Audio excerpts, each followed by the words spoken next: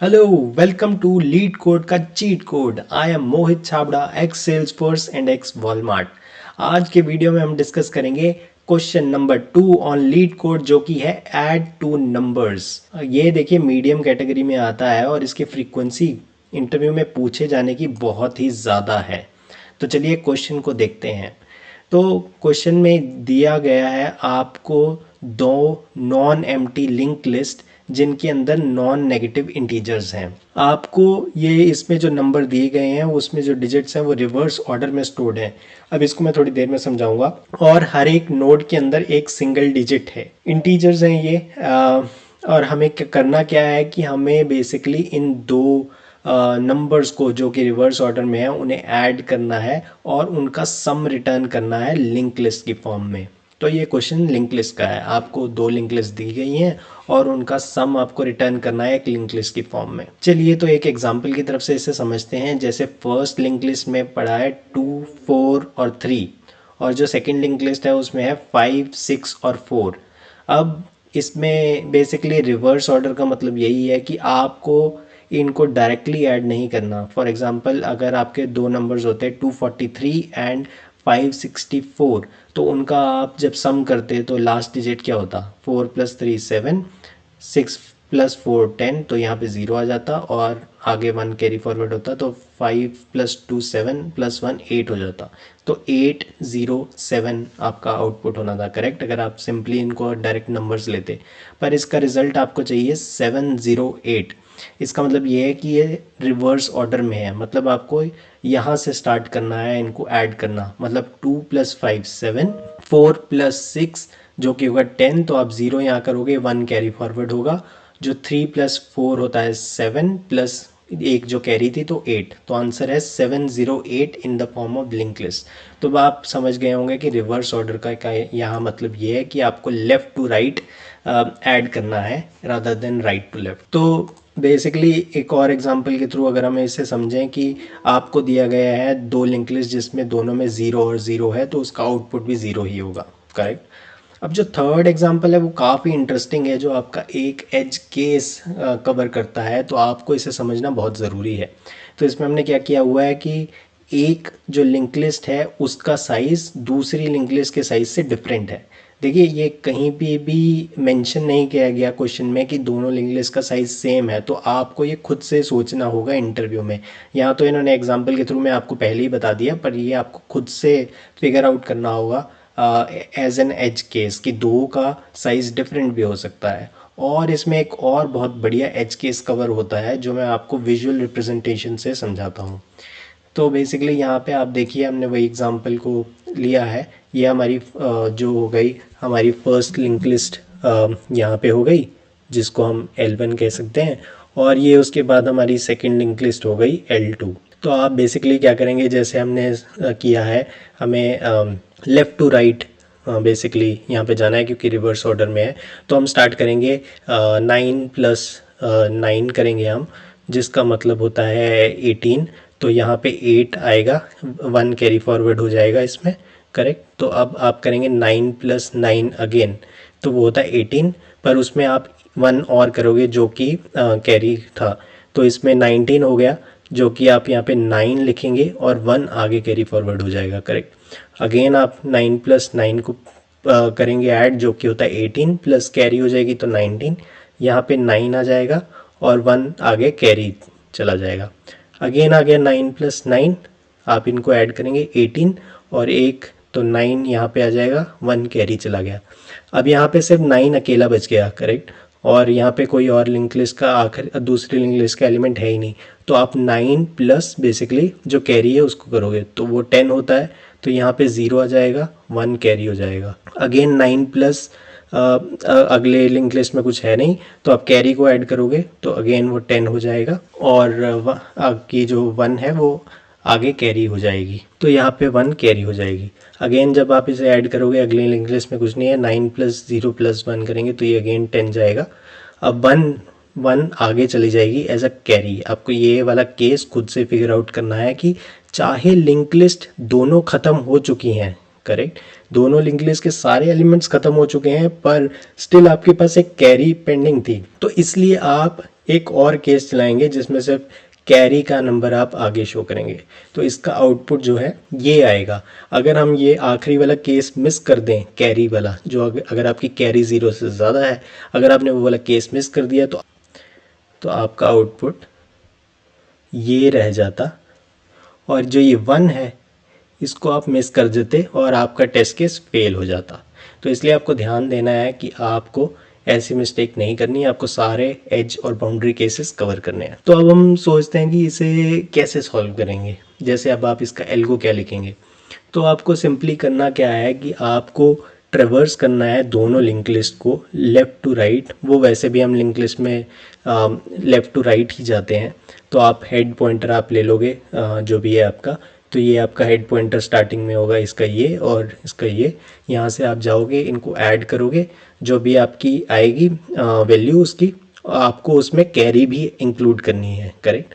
तो आपको दोनों लिंक लिस्ट जो भी L1 होगा उसका एलिमेंट प्लस L2 के एलिमेंट की वैल्यू, उसके साथ साथ आपको ऐड करनी होगी कैरी। तो स्टार्टिंग में कैरी जो है आपकी 0 होगी, हर बार आपको वो करना है। जो भी आपकी वैल्यू आएगी आपको उसका बेसिकली मॉड्यूलस करेंगे 10 से, तो वो वैल्यू आप स्टोर करोगे उस नोड में, जो सम वाली नोड होके फाइनल आउटपुट होगा। और जो आप कैरी होगी वो होगी जो भी आपकी वैल्यू आएगी डिवाइडेड बाय 10, और ऐसे ऐसे आगे जाएगा। बट आपको ये लूप जो है फाइनली ट्रेवर्स जो करना है वो तब तक करना है जब तक सारे एलिमेंट्स दोनों लिंक लिस्ट के ख़त्म ना हो जाए और आपकी कैरी जो है वो 0 ना हो जाए। मतलब 0 से अगर ज़्यादा है तो आपको तब तक चलाना है। अब इसको आप दो तरीके से कर सकते हो, एक तो आप लूप चला के भी कर सकते हो और दूसरा तरीका है आप रिकर्जन के थ्रू भी कर सकते हो इसके सवाल। इस अप्रोच में हम फर्स्ट दोनों में कॉम्प्लेक्सिटी सेम ही रहेगी। इट्स जस्ट कि आप कौन सी अप्रोच यूज़ करना चाहते हो, आइट्रेट करके करना चाहते हो या रिकर्जन के थ्रू। इस आज की वीडियो में हम पहले आइट्रेट करके करेंगे इसे सॉल्व। अगर आपको रिकर्जन वाला तरीका चाहिए तो मैं उस पर भी एक वीडियो बना दूँगा। तो चलिए अब इसके बाद कोड करने पे चलते हैं। ये हमारी प्रॉब्लम थी। बेसिकली मैंने इसका कोड यहाँ पे लिख दिया है सारा।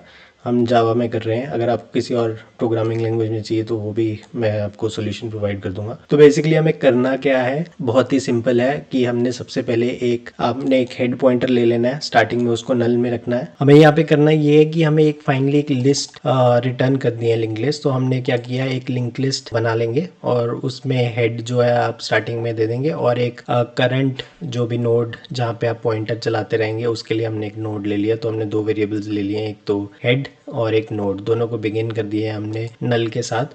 उसके बाद हमने एक इंटीजर रख लिया है कैरी, और उसके अलावा जिसकी वैल्यू हमने स्टार्टिंग में 0 है क्योंकि स्टार्टिंग में कैरी 0 ही होगी। और जो फाइनल हमने एक और वैल इंटीजर ले लिया है जिसमें हम वैल्यू को कैलकुलेट करेंगे। लिंक लिस्ट फर्स्ट की जो भी वैल्यू होगी प्लस जो सेकंड लिंक लिस्ट की होगी प्लस जो कैरी आ रही होगी, उन तीनों को ऐड करके जो वैल्यू कोट्री होगी वो हम वैल में रखेंगे। तो हमने करना क्या है, हमने एक, जैसे मैंने आपको कहा कि हम इस अप्रोच में रिकर्जन की जगह आइट्रेशन के थ्रू जा रहे हैं। तो हम एक वाइल लूप चलाएंगे जिसमें हम करेंगे कि जब तक फर्स्ट लिंक लिस्ट नल नहीं हो जाती, मतलब जब तक जो हमारी पहली लिंक लिस्ट थी, करेक्ट, उसके सारे के सारे एलिमेंट्स कवर नहीं हो जाते, ठीक है, यहाँ तक तो चलेगा, इसके अगला एलिमेंट नल हो जाएगा, करेक्ट। तो ये यहाँ तक इसका लूप चलेगा। तो ये हमें सारा कवर करना है, करेक्ट। इसके अलावा हमने और कंडीशन लगाई है, और कंडीशन हमने इसलिए लगाई है क्योंकि दोनों लिंक लिस्ट की लेंथ वेरिएबल है, मतलब डिफरेंट हो सकती है, इक्वल नहीं है। तो ऐसा भी हो सकता है कि फर्स्ट लिंक लिस्ट जो होती वो क्या पता छोटी होती, तो हम ये नहीं चाहते थे कि लूप सिर्फ वहाँ पे एंड हो जाए, हम दूसरे का भी चाहते थे। तो इसलिए हमने और कंडीशन लगाई है, जब तक ये सब इनमें से कोई भी कंडीशन ट्रू है या वैलिड है तब तक आप आइट्रेट करते रहो। तो सेकंड केस जो हमने कंडीशन लगाई है वो हमने लगाई है कि जो L2 है, जो लिंक लिस्ट है 2, वो भी नल ना हो, ठीक है। तो उसका मतलब ये यही हो गया कि आपकी जो सेकंड लिंक लिस्ट है ये जब तक नल नहीं हो जाती, जब ये पॉइंटर यहाँ पे पहुँच जाएगा, इसका नेक्स्ट टू नेक्स्ट हम करेंगे तो यहाँ पे होगा जो कि नल है, और वहाँ पे ये कंडीशन रुक जाएगी, करेक्ट। तो दोनों का हमने लगा दिया। अब इसके बाद एक और कंडीशन हमने लगाई है, वो क्या है, वो है कैरी की कंडीशन, जो मैंने आपको समझाई थी, जो एज केस हमारा कवर कर रहा था। कि जैसे यहाँ पे इस केस में जब हमने 0 प्लस मतलब 9 किया, सेकेंड लिंक लिस्ट का तो कोई एलिमेंट ही नहीं था तो हमने उसको इग्नोर मार दिया, पर हमारे पास कैरी थी तो हमने 9 प्लस 1 किया 10, और इसमें हमने जो भी 0 स्टोर किया, कैरी एक फर्दर आगे चलेगी, जबकि हमारे दोनों लिंक लिस्ट के सारे एलिमेंट्स ख़त्म हो चुके थे। तो फर्स्ट कंडीशन मतलब L1 नल हो चुका था और L2 भी नल हो चुका था, तो दोनों कंडीशंस हमारी पास हो चुकी हैं, पर हमारे पास एक कैरी बची हुई है, इसलिए हमने दोबारा इसे आगे बढ़ाया और एक और हम केस चलाएंगे। तो इसलिए हमने ये थर्ड कंडीशन डाली है, जब तक आपकी कैरी ख़त्म नहीं हो जाती तब तक आपको ये लूप चलाते रहना है। तो अब लूप में किया गया है, कुछ नहीं किया। जो वैल है, सबसे पहले हमने बेसिकली उसमें हमने सिर्फ तीन चीज़ें की हैं, जो आपकी L1 की वैल्यू है, प्लस जो आपकी L2 की वैल्यू है, प्लस जो आपकी कैरी है, ठीक है। इन तीनों चीज़ों को हमने ऐड किया है, इसको हमने वैल में डाला है। तो basically L1 dot val plus L2 dot val plus carry, ये आपकी एक हमने वैल्यू निकाली है। इसमें बस थोड़ा सा हमने लॉजिक लगाया है कि instead of directly doing L1 dot val, हमने इस पे कंडीशन लगाई है कि L1 नल नहीं है। वो इसका रीज़न सिर्फ यही है कि आपकी दोनों लिंक लिस्ट जो है वो वेरिएबल लेंथ की हैं, करेक्ट। तो हो सकता है जैसे इस एग्जांपल में जब हम ये वाला केस ले रहे हैं, तो आपकी L1 के पास तो वैल्यू है 9, पर आपकी L2 जो है वो नल हो चुकी है। अगर आप उसमें L2 डॉट वैल करेंगे तो वो बेसिकली नल पॉइंटर आपको कंपाइल टाइम पे दे देगा, क्योंकि L2 का तो जो एलिमेंट है वो नल है और आप उस पर उसकी वैल्यू निकालना चाह रहे हो, तो गलत हो जाएगा ना।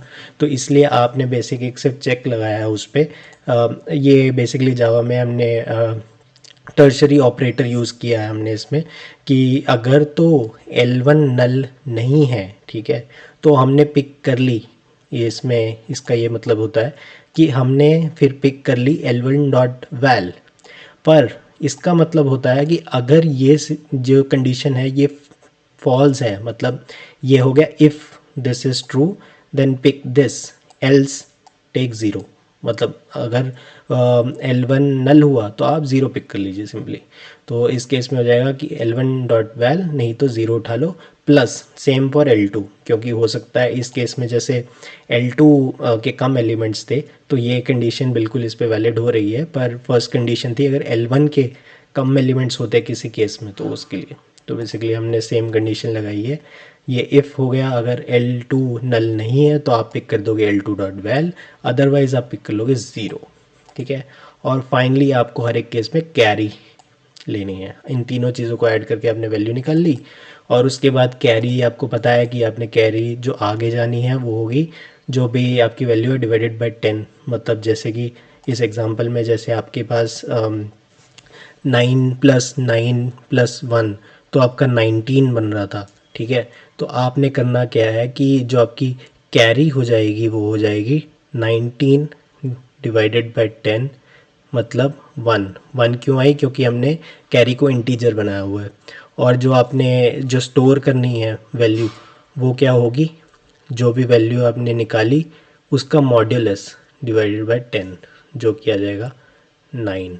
तो इस केस में हमने बेसिकली 9 को स्टोर किया और 1 को कैरी दिया। तो सिंपल हमने वही लॉजिक यहाँ पे कोड में भी लगा दिया है कि हमने हर बार कैरी को जो भी हम होगी वो हो जाएगी जो आपने वैल्यू निकाली है डिवाइडेड बाय 10, और जो एक्चुअली जो आपको स्टोर करनी है नोड में वैल्यू वो हो जाएगी मॉड्यूलस ऑफ 10। अब उसके बाद हमने एक बेसिक सा चेक लगाया है। ये क्यों लगाया है ये मैं आपको समझाता हूँ। कि जैसे आप फर्स्ट टाइम जब भी लिंक लिस्ट बनाने वाले हो, आपको बेसिकली एक L3 रिटर्न करनी है, करेक्ट। तो जब भी आपको L3 करनी है तो उसमें सबसे पहले तो आपको एक हेड एलिमेंट होगा, करेक्ट, जो स्टार्टिंग नोड होगी, जो स्टार्टिंग, अभी वो तो कुछ है नहीं।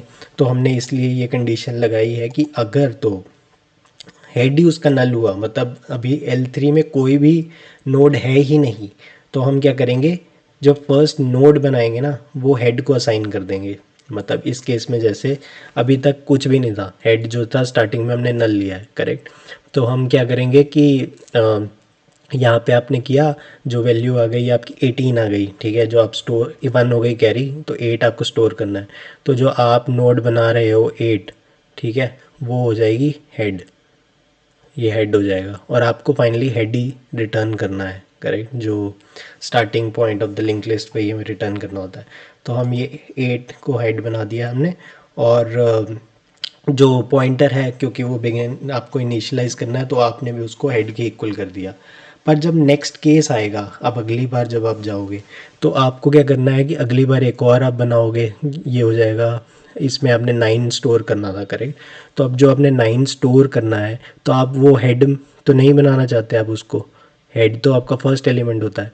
तो ये जो पॉइंटर था जो हमने नोट किया है वो इसके इक्वल करना पड़ेगा और इसको इससे जोड़ना पड़ेगा। तो उसके लिए हमने बेसिकली किया है कि नोड जो आपका इनिशियलाइज हुआ है हेड से, उसका नेक्स्ट हमने कर दिया है न्यू लिस्ट, जो कि हमने यहाँ पे किया।